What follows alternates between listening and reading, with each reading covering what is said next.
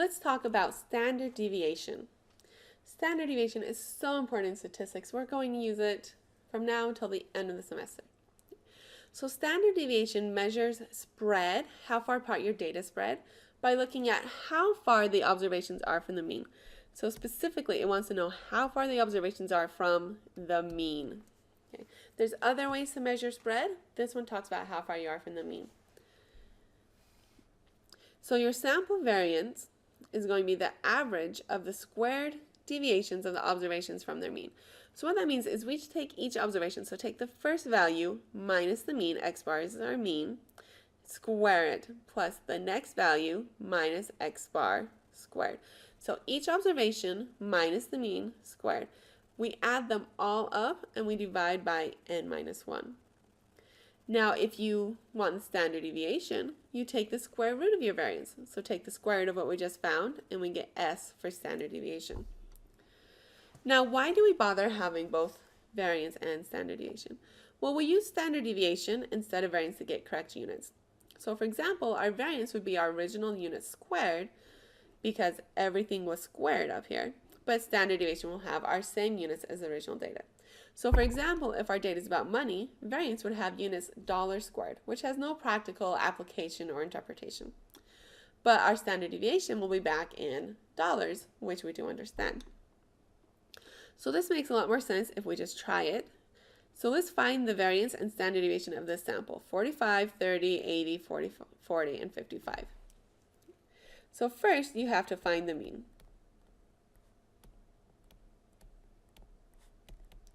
To find the mean, you add up all of the values, 45 plus 30 plus 80 plus 40 plus 55. And you have to divide by how many values there are of 5, which gives 50. So our average is 50. So now we want to see how far is each observation from its mean. So I like to do it in this little table. So let's write down each of our observations. So we have 45, 30, 80, 40, and 55. So these are each of our observations, xi. Then we'll take each observation and minus the mean. So 45 minus 50 is negative 5. 30 minus 50 is negative 20.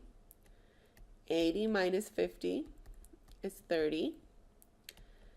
40 minus 50 is negative 10. And 55 minus 50 equals 5. Then it says take each observation and square it. So negative 5 squared equals 25. Negative 20 squared equals 400. 30 squared equals 900.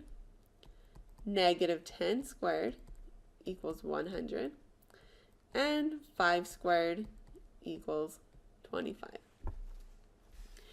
So, coming back up here again, we took each observation minus the mean, squared it. Now it says add them all up. So let's add them all up. 25 plus 400 plus 900 plus 100 plus 25. Add them all up, you get 1450. So for our variance, which we use the symbol s squared, it's going to be 1450 over n minus 1. So in our case, we had 5 values, so 5 minus 1 gives me 1450 over 4, which gives me, so 362.5 is my variance. But we're usually more interested in standard deviation. So to get standard deviation, we just take the square root of our variance.